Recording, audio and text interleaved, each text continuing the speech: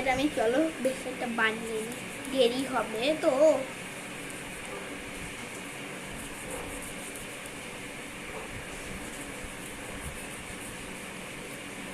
এটা তোমরা দেখতে পাবে, বানাই নি।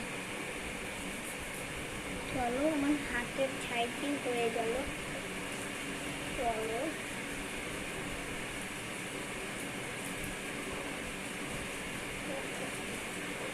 এই দেখো আমি তেলে ব্রেসলেটটা হাতেও পরেছি।